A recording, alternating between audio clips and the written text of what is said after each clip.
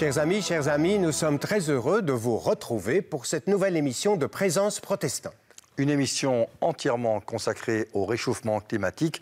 Comment les chrétiens s'engagent-ils dans ce combat? On en parle dans quelques instants. Et qui dit chrétien dit aussi Bible. La Bible donne une part importante à la protection de la vie humaine, donc de l'homme, mais aussi de la nature tout entière. Comment en parle-t-elle? Nous sommes d'ailleurs tous concernés par la réduction des gaz à effet de serre, mais aussi par la diminution de nos déchets, notamment ménagers.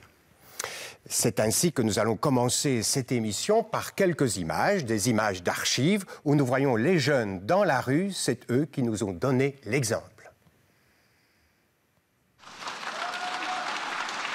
I shouldn't be up here. I should be back in school on the other side of the ocean. Yet you all come to us young people for hope. How dare you? You have stolen my dreams and my childhood with your empty words.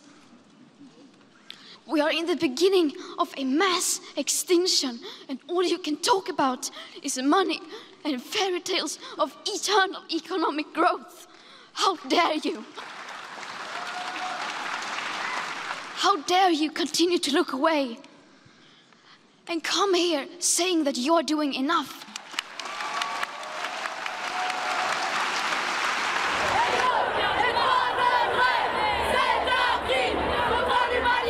On marche sur la tête, on a l'impression que personne ne se rend compte que ça part en vrille complètement. Il y a des rapports qui sortent toutes les semaines, Année la plus chaude, le rapport du GIEC, et il n'y a rien qui bouge. Tout le monde continue à vivre sa petite vie normalement, à prendre sa voiture. Je suis grand-papa, en effet, et si je manifeste, c'est pour mes petits-enfants et mes enfants. On sait que bientôt et notre famille plus tard sera touchée, donc c'est pour ça qu'on a peur et on pense aux générations futures.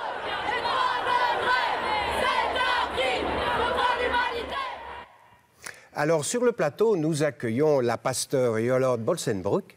Bonjour.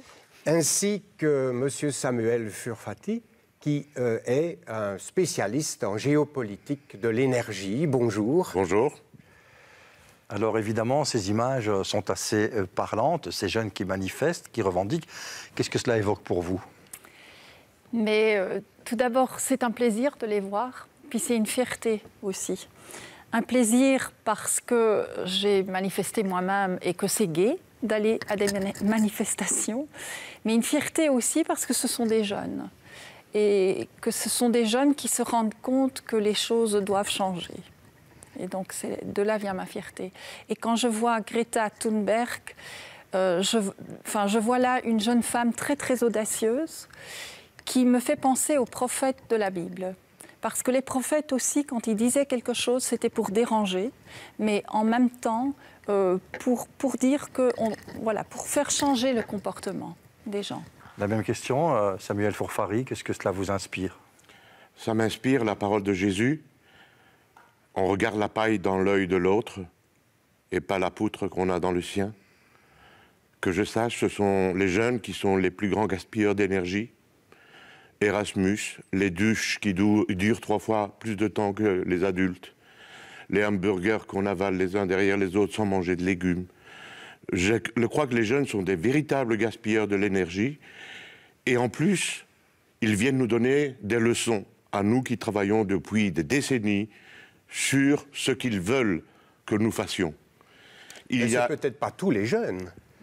Ceux qu'on voit à la télévision. Ceux qu'on voit à la télévision, ils sont bien dans la rue. Il y en a beaucoup qu'on ne voit pas à la télévision et qui continuent à vivre tranquillement leur vie de gaspillage d'énergie moderne. Mais c'est un leurre, parce que tout part du principe qu'on n'a rien fait jusqu'à présent. Moi, toute ma vie professionnelle, j'ai fait ce que les jeunes demandent que nous fassions. Et donc, tout part de là.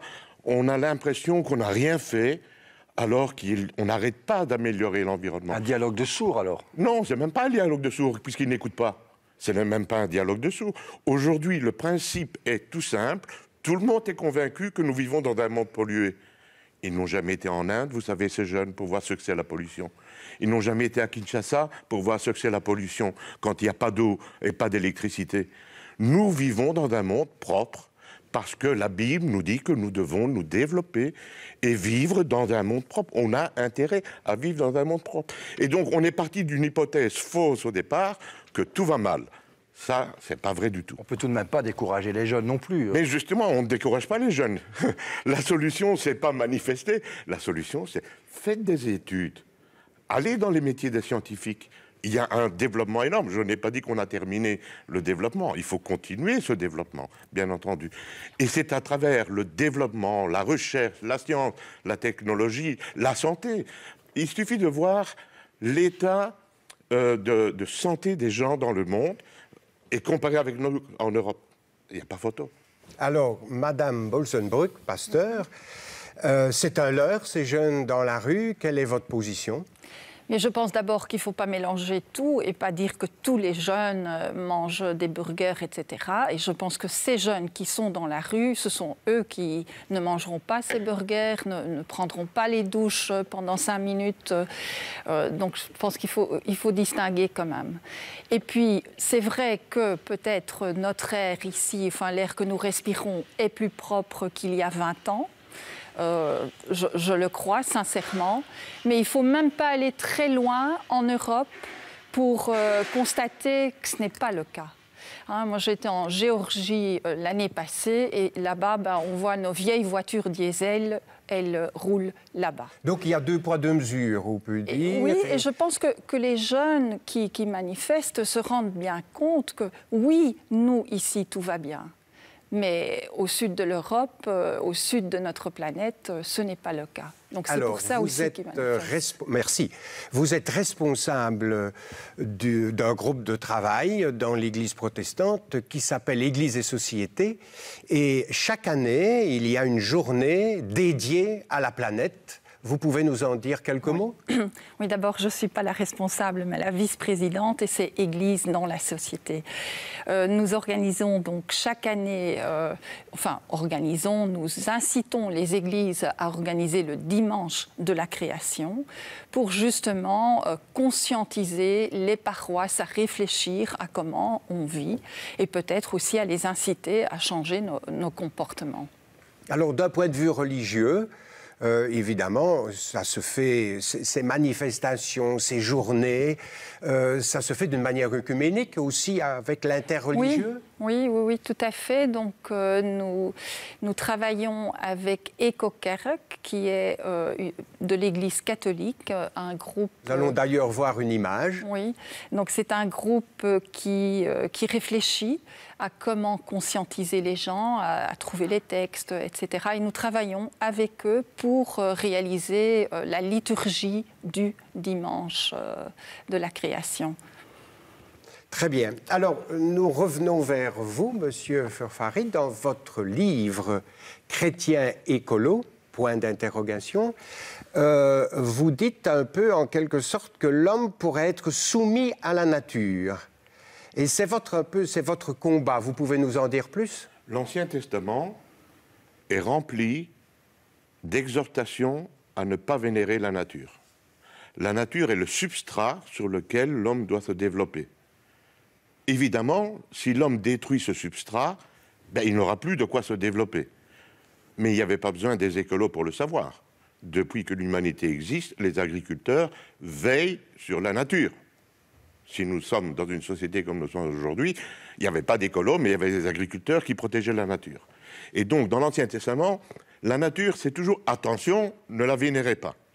Dans le Nouveau Testament, Jésus parle constamment de la nature pour prendre des exemples pour sa parabole, mais il ne s'est jamais intéressé à la nature. En tout cas, tout ne nous est pas dit dans le Nouveau Testament. Oui, mais tout ce que le Nouveau Testament nous dit que Jésus s'occupe de l'homme et pas de la nature. Parce que la nature n'est que le substrat sur lequel doit vivre l'homme. Et donc la nature n'a pas à être vénérée. Bien entendu, les chrétiens ne vénèrent pas la nature. Mais les pères fondateurs du mouvement environnementaliste vénèrent la nature. C'est là ce que je démontre dans mes livres. Est-ce que la nature n'est pas l'icône de Dieu ?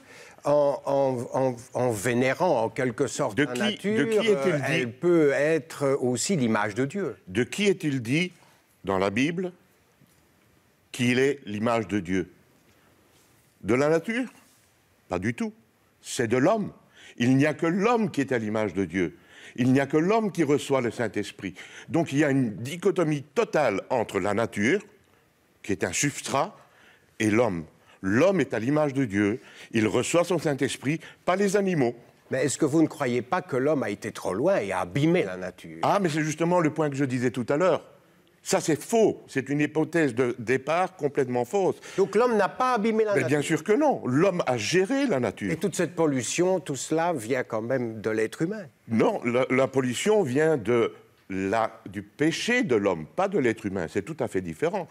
Si vous alliez en Union soviétique du temps du communisme, vous alliez voir ce que c'était la pollution là-bas. C'était autre chose qu'il y a ici. Si vous allez au Congo, il n'y a que 16% de la population qui a accès à l'électricité. Pourquoi? Parce qu'il n'y a pas d'énergie. Mais non, c'est l'homme. Donc le problème, c'est toujours le péché de l'homme, c'est pas la technologie.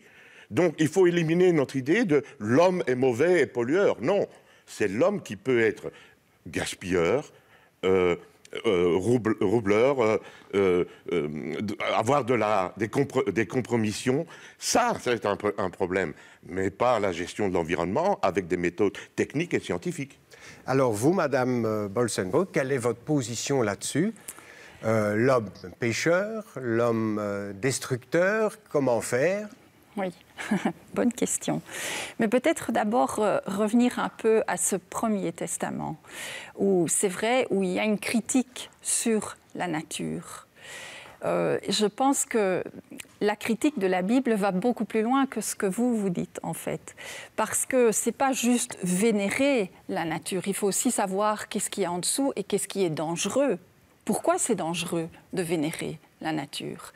Et ça, la Bible le démontre clairement. C'est dangereux parce que on est... Alors, enfin, ça, c'est toute la religion qui est autour de Baal, hein, dans le Premier Testament. Et c'est toute cette richesse de la nature, mais c'est aussi la force, si je le dis bien... non, le droit du plus fort, plutôt. C'est le droit du plus fort qui prime. Et c'est ça ce que la Bible critique. Et c'est là qu'elle parle des abus. Alors. Et c'est là qu'elle parle des abus.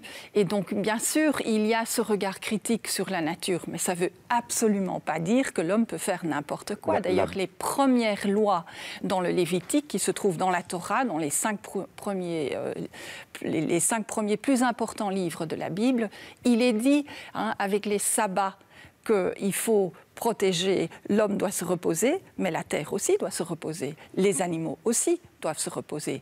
Donc les sabbats, on connaît tous le sabbat le samedi, mais c'est aussi l'année sabbatique. Et puis, tous les 50 ans, le jubilé sabbatique. Qui était le jubilé sabbatique?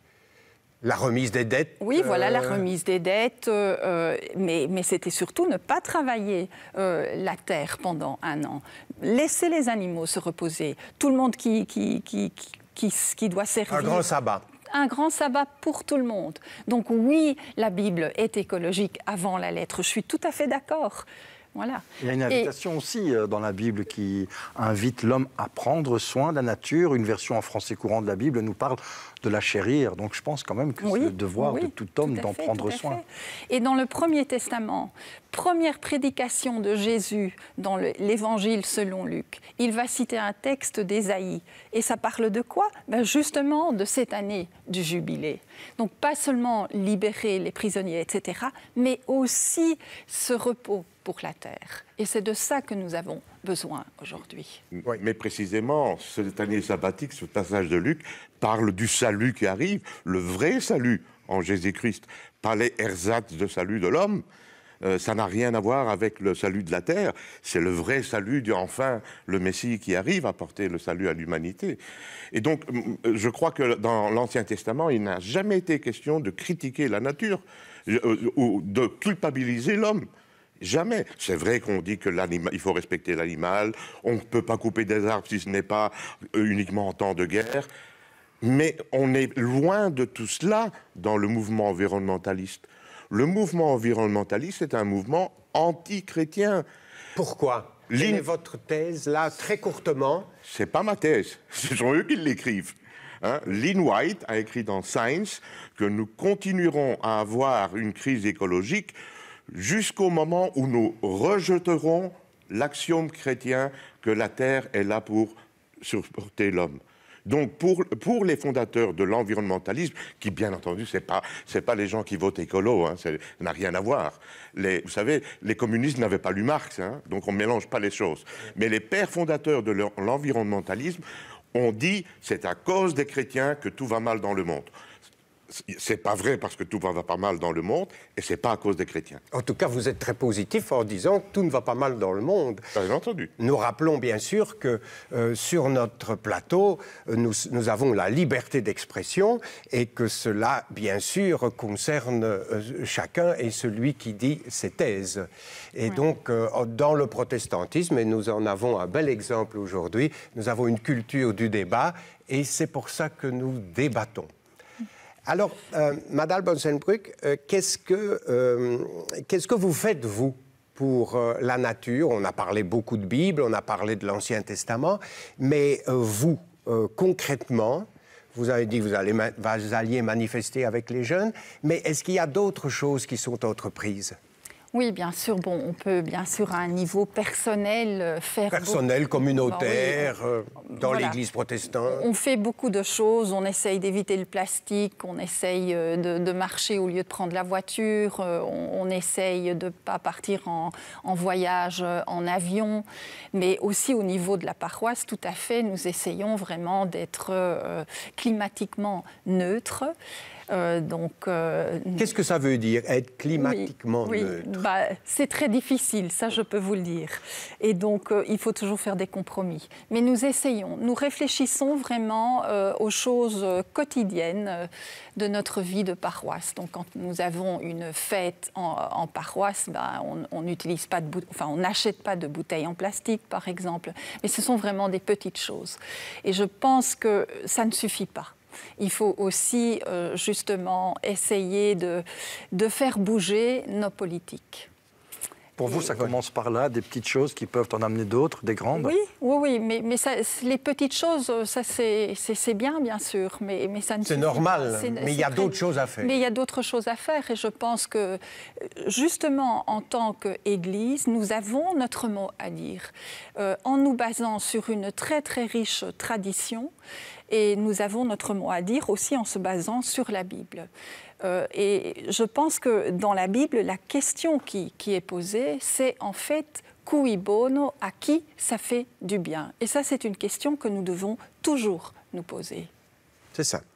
Et donc, on s'aperçoit que toutes ces petites et grandes choses que nous faisons pour un environnement plus sain débordent et touchent bien d'autres domaines, notamment le mieux vivre, une meilleure nourriture, plus saine, peut-être un retour à son jardin. Vous me disiez, quand on préparait cette émission, que vous cultiviez votre jardin avec vos petits-enfants, etc. Oui, moi je ne crois pas à tous ces petits gestes, je vais expliquer pourquoi. Par contre, je crois qu'il faut continuer à faire ce que les générations précédentes ont fait avec la nature. Moi, je cultive mon potager avec énormément de bons légumes. Et j'apprends ça à mes petits-enfants qui sont fous de joie. Ils n'ont pas besoin d'aller manifester, ils sont heureux dans leur jardin. On fait du compost, on récupère l'eau de pluie, on met les légumes au congélateur. Des gestes de la nature que des générations ont fait pendant des années. Pourquoi tous ces petits gestes sont un leurre? C'est interpellant, pourquoi jeter ces petits gestes? C'est un leurre. Ça ressemble beaucoup à tous ces gestes qu'il faut faire dans certaines religions pour être sauvé. L'évangile était l'évangile de la grâce et non pas par nos gestes. La terre ne va pas être sauvée par nos gestes. Quelle prétention que nos petits gestes vont gérer un si vaste univers. C'est un double leurre, parce qu'on croit qu'on se donne bonne conscience. Alors très vite, parce qu'on va... Et deuxièmement, parce que, de toute façon, c'est vraiment ignorer ce qui se passe dans le monde. Moi, je vous avais dit que je m'occupe de géopolitique. Le monde est en train d'aller dans une direction tout à fait opposée à celle qu'on est en train de voir ici, avec un développement extraordinaire en Asie et un rattrapage de l'Afrique qui montre que nos petits gestes ne sont même pas dérisoires. C'est même pas dérisoire. Ça ne veut pas dire qu'il ne faut pas le faire. Voilà. Mais on le fait parce que ça a du bon sens, tout simplement. Et comme une louange à Dieu aussi. Ben oui, bon, mais c'est pas ça qui va sauver la planète, hein, absolument pas. Oui, vous contredisez quand même la plupart des experts. Donc vous êtes peut-être expert, c'est vrai, mais la plupart des experts et le dossier du GIEC vous contredisent. Je ne parle pas du GIEC, je parle des ressources. On ne parle pas du GIEC ici. Alors, on ne va pas parler du GIEC, effectivement. Nous allons passer maintenant à notre deuxième capsule, notre deuxième sujet en images, et nous allons aller à Namur, Fabien. Oui, nous sommes allés rencontrer en fait Nathalie Sikis, qui est enseignante et qui au quotidien se bat justement par des petits gestes. Et on peut dire qu'on était assez surpris et voire édifiés, voire même construits d'une telle action peut-être si minime. Hein. Nous regardons des images. La première étape, on va dire, dans ma prise de conscience et mon action pour la planète, c'était de faire du zéro déchet chez moi. Et donc, le zéro déchet, ça consiste à aller faire ses courses localement et avec ses boîtes, ses sacs. C'est la première étape et c'est une partie d'une philosophie de vie où, en effet, qui comprend non pas une volonté d'une justice climatique, mais aussi de justice sociale. C'est aussi éviter de gaspiller un maximum, donc c'est aussi cuisiner de saison et localement. Redécouvrir les saveurs locales aussi. Par exemple, mon pain, c'est du pain à la levure, au froment ou au seigle, et c'est un goût que, c'est vrai, je ne connaissais pas et que j'aime beaucoup. J'ai pu rencontrer une étudiante en particulier qui faisait partie d'un COT à projet qui s'appelle le Démocracote, qui proposait des ateliers, des rencontres, des conférences. Et donc c'est là que j'ai appris par exemple à faire mes produits ménagers moi-même. Et donc ça par exemple ça ne coûte absolument rien. Je pense que dans tout il y a toujours un risque d'intégrisme, mais en même temps l'intégrisme écologique n'est pas nouveau. Ce qui s'opère actuellement justement est très positif. Et il y a beaucoup de gens qui pratiquent le zéro déchet ou le minimalisme qui ne se veulent pas culpabilisants ou donneurs de leçons, mais qui préfèrent faire changer les choses et les gens en simplement montrant. Moi, en tant qu'enseignante, je peux voir que nos ados, qu'on décrit souvent comme matérialistes, sont au final très au courant et ont vraiment envie de changer les choses, bien plus que ce que nous, on faisait à leur âge. Personnellement, je pense que les retombées sont très, très positives. Les manifestations qui ont eu lieu les jeudis de l'année dernière ont été un peu un des moteurs d'aller marcher avec eux. Et donc, ça nous a donné envie, en voyant leur motivation, de faire des choses pour eux et aussi de leur offrir un environnement plus sain et plus vert. Il y a un axe d'embellissement, de reverdissement de l'école, avec des collègues qui ont la main verte et donc qui ont déjà planté des arbustes. Pourquoi pas faire un potager où on impliquerait les élèves. Et puis l'autre axe, c'est surtout ce qui concerne tout ce qui est réduction des déchets, donc apprendre le tri aux élèves. L'année dernière, on avait des élèves qui ne pouvaient pas partir en voyage scolaire, et donc plutôt que de les laisser toute la journée à rien faire, on a organisé avec eux des ateliers. Ils ont construit des éponges lavables, ils ont fait des cotons démaquillants également lavables, et on voyait même les garçons très motivés à faire des choses de leurs mains, et ils voyaient l'impact que ça avait. On a organisé l'année dernière une Waste Walk, c'est une marche ramassage de déchets dans l'école et aux alentours, dans la ville. C'est pas ça qui va tout changer, mais moi au moins je me sens bien dans mes baskets, et ce que je fais a du sens à différents niveaux, que ce soit au niveau écologique, au niveau de ma santé, au niveau de mon bien-être personnel, parce que je pense également que je suis plus heureuse. Alors, ça ne va pas changer le monde, c'est ce que nous disions tout à l'heure, mais qu'est-ce que je suis bien dans mes baskets? C'est-à-dire qu'il y a là un sentiment d'une vocation remplie, la vocation de l'être humain mis sur la terre, si on reprend les textes bibliques de la Genèse, pour le travailler et le garder, mais pas le dominer. Ah non, pas le dominer. Nous sommes à l'image et à la ressemblance de Dieu. Et c'est pour ça que dominer ne peut pas vouloir dire exploiter.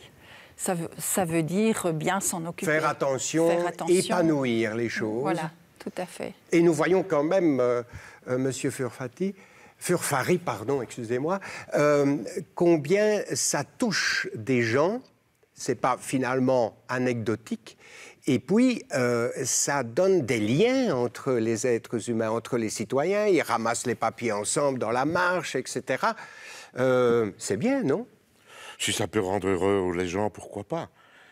Simplement, c'est vraiment même pas une goutte dans l'océan des besoins du monde. Les besoins du monde sont tellement gigantesques que ça peut faire du bien à quelqu'un. Mais ça ne change rien. Ce qui va changer, c'est la science, la technologie qui ont apporté des solutions qui en apportent. Mais bien sûr. Et donc, il faut avoir ce dynamisme positif. Ce n'est pas les petits gestes qui comptent. Ce sont les grands changements dans la qualité de vie qui proviennent du progrès et de la santé. Vous savez... il ne faut peut-être pas opposer les choses, mais les faire ensemble. Il faut surtout laisser la liberté aux gens. Si quelqu'un se sent bien en faisant ce que cette dame fait, tant mieux pour elle. Mais il ne faut pas que ça devienne une obligation pour tout le monde, parce que d'autres peuvent se sentir bien en faisant autre chose, qui est tout aussi utile. Et je pourrais vous montrer après l'émission des courbes qui vous montrent combien la qualité de vie, le fameux index de développement humain des Nations Unies, dépend de la consommation d'énergie. Et plus on consomme de l'énergie jusqu'à un certain niveau, plus la qualité de vie est énorme. Quand on dit qualité de vie, c'est vraiment qualité de vie en intégrant l'espérance de vie, en intégrant l'égalité des sexes, l'éducation et tous les paramètres. Et puis, à l'extrême droite, il y a des gens qui gaspillent leur énergie, comme les pays du Golfe. Ça n'améliore pas la qualité de vie. Donc, bien entendu, il ne faut pas gaspiller, mais il faut mettre la priorité dans le développement humain. Et ça viendra avec une consommation d'énergie plus grande dans les pays où il n'y a pas le bien-être que nous avons. Alors, il nous reste très peu de temps pour terminer. Votre dernier mot pour cette émission, à tous les deux, mais... Je crois qu'on oublie trop souvent que Dieu a créé le monde et il ne l'a pas laissé à l'abandon. Le psaume 103, verset 19, dit « Il règne sur son monde, c'est son monde ». Alors, penser que Dieu a abandonné le monde et que nous avons un thermostat pour régler la température du monde, ce n'est pas le plan de Dieu. C'est une bonne nouvelle. Dieu n'a pas abandonné le monde, Madame Boonsselbroek. Quel est votre dernier mot? Voilà, il n'a pas abandonné le monde. Il a commencé sa création. Elle n'est pas terminée. Et cette création, il l'a commencée avec nous. Et nous sommes les co-créateurs de ce monde. Il a besoin de nous. Et c'est ensemble que nous aurons un monde meilleur. Eh bien, chers amis, c'est sur ces belles paroles, pleines d'espérance, que nous allons prendre congé de vous. Dieu nous dit au commencement des Écritures, choisis la vie, choisis la nature, choisis aussi de te protéger dans cette nature et de la protéger. Nous vous souhaitons une bonne suite dans vos émissions et nous vous donnons rendez-vous à notre prochaine émission de Présence protestante.